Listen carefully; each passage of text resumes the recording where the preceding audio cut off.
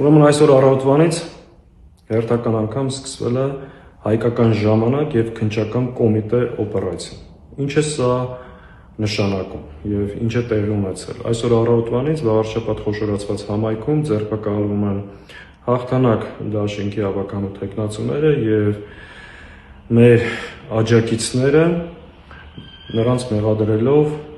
ընտրությունների ժամանակ իրենց դիրքը և հեղինակությունը օգտագործելու և մարդկանց ընտրությունների ժամանակ ուղղորդելու համար։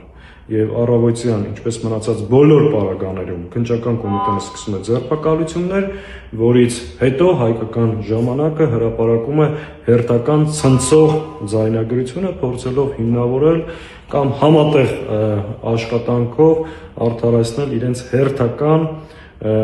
ապօրինությունը, ինչպես մնացած բոլոր պարագաներում։ Այս նույն ձեռագիրը տեղի է ունեցել նախորդ բոլոր շարժումների ժամանակ, տարբեր ընտրությունների ժամանակ և ձեռագիրը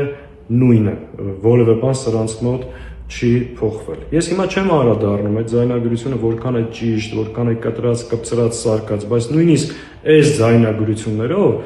շատ դժվար է հանցակազմ գտնել։ Իրականում ինչա տեղի ունենում։ Այն իշխանությունը, որը նույն վաղարշաբաթի ընտրության ժամանակ օգտագործել է ողջ պետական վարչական ռեսուրսը, նախարարություններ, մարզպետարաններ, քաղաքապետարան, նույնիսկ դպրոց, մանկապարտեզ, այսինքն մարդկանց ճնշելով, ահաբեկելով, տարելա տեղամաս, աշխատանքից ազատելով, կաշառելով, փորձել է վերարտադրվել, այդ նույն իշխանությունը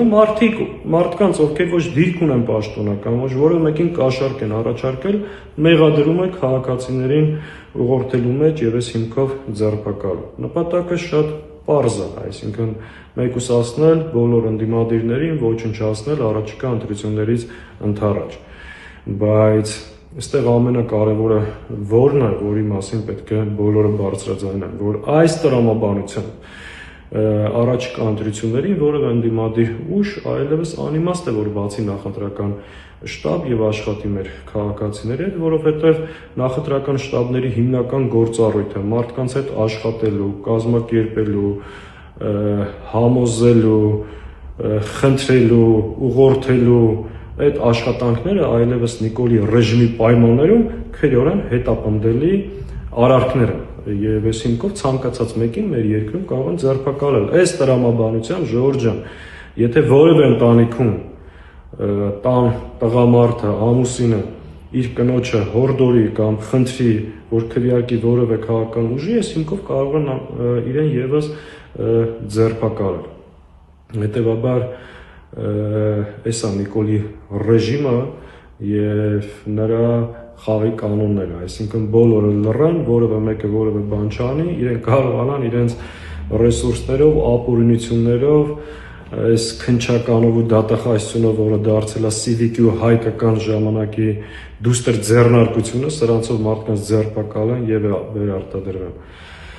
Այս բանին տեղեկացնեմ, որ նաև շատ ընկերներ զանգահարում են, մեր պատգամավորները գտնվում են վարշապատում, փաստաբանական թիմ է աշխատում և մենք մեր ամբողջ ուժերով, հնարավորություններով, ռեսուրսներով մեր ընտրողների, մեր գործընկերների կողքին ենք լինելու և